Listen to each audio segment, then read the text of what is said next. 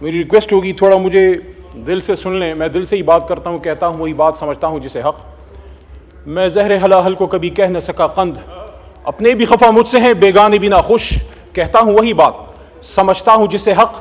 اور یہ کبھی آپ خان صاحب سے پوچھیے گا کہ خان صاحب کے نزدیک جا کے ان کو سچی بات کون کرتا ہے.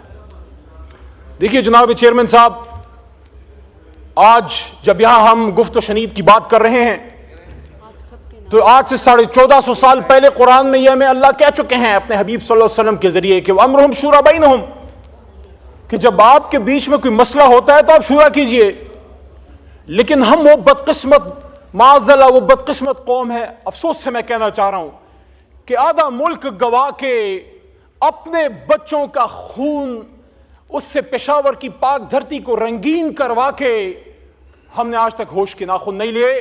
یہ ایسا ملک ہے جس میں ایک وزیر اعظم پھانسی چڑھ گیا, دوسری کا گوشت ہوا میں اس کا خون لہرا گیا, ایک آزادی کے اگلے سال شہید کر دیا گیا, اور ایک گولیاں کھا کے 500 دنوں سے جیل میں پڑا ہوا ہے, کھڑا ہے, مضبوط کھڑا ہے. لیکن ہم نے ہوش کے ناخن نہ لیے.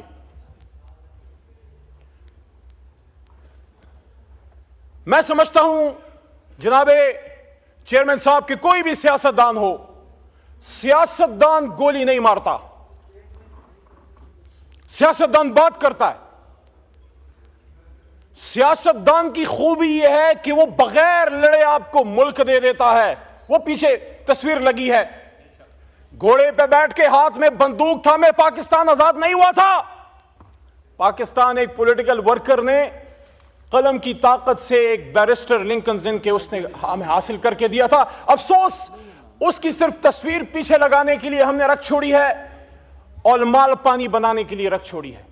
کہتے ہیں قائد اعظم 2 تو کام ہوگا. شرم نہیں آتے ہمیں؟ یہاں بڑی بڑی پولیٹیکل لیگیسیز ہیں اور سب کا مجھے احترام ہے کیونکہ ایسے نہیں بنتی, قربانیوں سے بنتی ہے. غفار خان بابا کی بھی لیگیسی ہے, آج جو ان کے پوتے نواسے کر رہے ہیں اس سے میرا کوئی کام نہیں ہے, لیکن میں عزت تکریم دیتا ہوں غفار خان بابا کو بھی, ولی خان صاحب کو بھی. بھٹو صاحب کی بھی لیگیسی ہے, مسلم لیگ کی بھی لیگیسی ہے. لیکن میرے بھائیوں, مجھے آپ یہ تو بتائیے, یہ جو اس وقت ڈی چوک میں شہید ہوئے پڑے تھے, ان کو کیا ہندوستان میں آ کے مارا ہے؟ آرمی پبلک سکول کا سانحہ کل کی تاریخ میں ہوا تھا. 16 دسمبر پاکستان کی تاریخ کا سیاہ ترین دن ہے. 1971 میں اسٹیبلشمنٹ سیاستدانوں کو دوش دیتی ہے, سیاستدان اسٹیبلشمنٹ کو دوش دیتے ہیں. اتنی بڑا پاکی داما کی حکایت, دامن کو ذرا دیکھ, ذرا بند قبا دیکھ. کوئی کہتا ہے جنرل یحییٰ نے فوج کشی کی, کوئی کہتا ہے تم نے ادھر ہم ادھر تم کا نعرہ لگایا, کوئی کہتا ہے ہائبرڈ رجیم ہے. یہ ہائبرڈ رجیم کیا 2017 سے آئی؟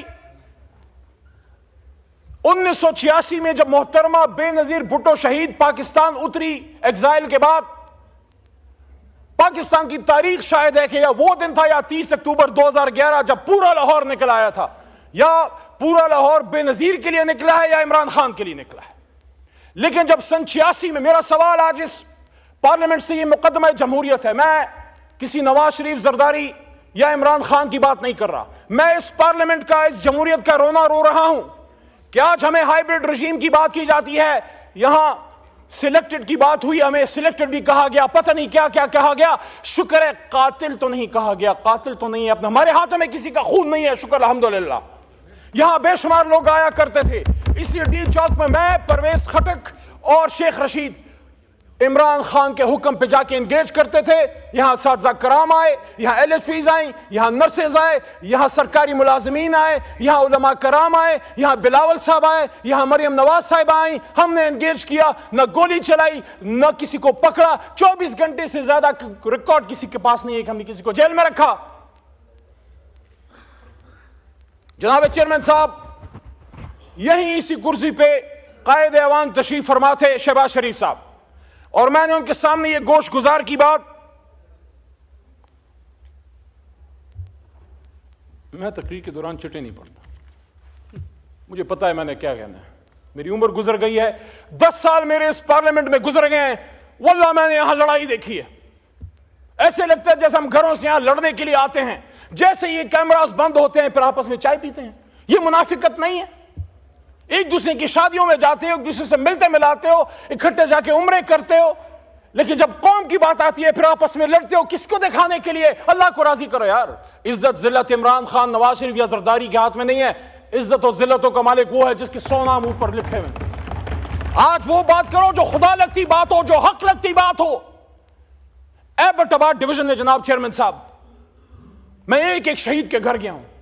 یہاں چھوٹا بھائی ادھر بیٹھا ہوا تھا, عطا تارڑ صاحب, اس وقت نہیں ہے. میں ان کو کہتا ہوں, عطا بھائی میں آپ کو ہاتھ سے پکڑ کے میری گاڑی میں, اس میں میرا اپنا ذاتی پیٹرول ہے, میرے ساتھ چلیں.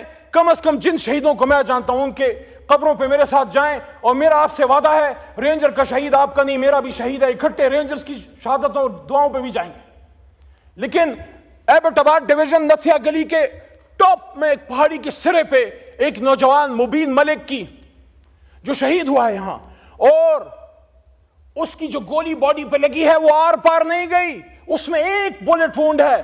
اور یہاں لائرز بیٹھے ہیں, مروت بیٹھا ہے پیچھے, مروت صاحب بیٹھے ہیں, آپ بھی لاء کے اسٹوڈنٹ ہیں. جب باڈی سے گولی آر پار نہیں جاتی اس کا کیا مطلب ہے؟ اس کا مطلب ہے کہ اٹس اے سنائپر شاٹ.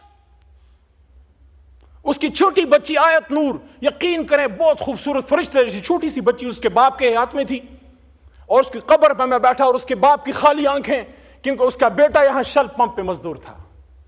کیا گناہ کیا تھا اس نے؟ وہ بھی تو کسی کا بلاول تھا, وہ بھی تو کسی کا قاسم یا سلیمان تھا یا حمزہ تھا. ایبٹ آباد کا عبد القادر, اس کا چھوٹا بیٹا حزب اللہ, رات کے اندھیرے میں جب آگ ہم نے جلائی, ان کے گھر میں بیٹھنے کی جگہ نہیں ہے. ایبٹ آباد کی سردی کا آپ کو پتہ ہے, کھلے آسمان تلے آگ جلا کے ہمارے ساتھ وہ بیٹھے ہوئے تھے. اس کا چھوٹا بچہ حزب اللہ جو مدرسے اور اسکول میں پڑھتا ہے سوال کرتا ہے کہ میرا باپ کیوں مرا؟ آرمی پبلک اسکول میں تو دہشت گرد آئے تھے, یہاں کون آیا تھا میرے بھائی؟ یہاں کون آیا تھا؟ پارلیمنٹ کے سامنے لا الہ الا اللہ محمد الرسول اللہ کے سامنے یہاں گولیاں چل رہی تھی. یہاں میں کہا جاتا نہیں مارا تو کس نے مارا؟ Forget about this point that they were the workers of Pakistan, Tehreek-e-Insaf. They were Pakistanis, and according to the Constitution of Pakistan, Article 9.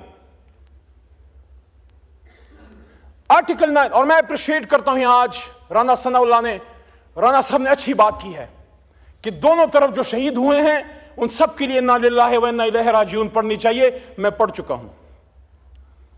یہ دونوں طرف کے نہیں ہیں, یہ ایک طرف کے ہیں.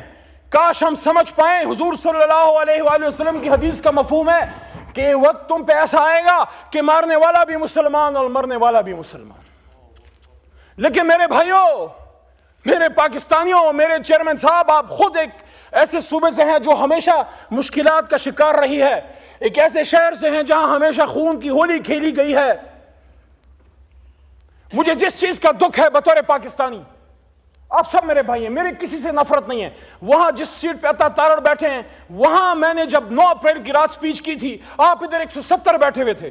مجھ سے اکثر پوچھا جاتا ہے تمہیں ڈر نہیں لگ رہا تھا اس رات؟ تم اکیلے تھے اور یہ 170 تھے. میں نے کہا میں ان کو دشمن نہیں, صرف ایک سیاسی مخالف سمجھتا ہوں, مجھے ان سے کوئی ڈر نہیں تھا.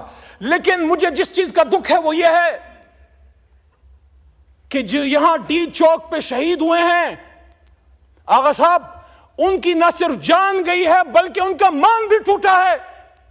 میں دل کے درد سے یہ کہہ رہا ہوں, ان کو یہ پتا تھا کہ گرفتار ہو جائیں گے, آنسو گیس چل سکتی ہے, لاٹھی چل سکتی ہے, ہاتھ پیر ٹوٹ سکتے ہیں, لیکن جو گولی ہم نے ان کو ہندوستان پہ چلانے کے لیے دی ہے وہ میرے سینے سے آر پار کبھی نہیں ہوگی, کبھی نہیں ہوگی, کبھی نہیں ہوگی. یہ گولی تو ان لوگوں کے لیے ہم نے تمہیں دی ہے کہ جو لوگ سری نگر میں مسلمانوں کا خون بہاتے ہیں, یہ گولی پاکستانیوں پہ چلانے کے لیے نہیں, یہ گولی پاکستان اور اسلام کے دشمنوں پہ چلانے کے لیے ہے.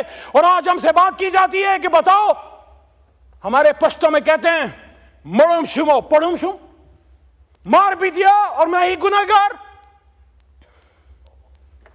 مغل نیم چی غمونو تا بجارم, مروت سے تو پہ پوئے گے. مغل نیم چی زخمونو تا بجارم, خپل انتقام پپر حرود کران غارم, ز پختن چی لگ دمشم لگ سمشم, دا زری حساب بدر نغوارم. وقل جاء الحق وزهق الباطل ان الباطل كان زهوقا.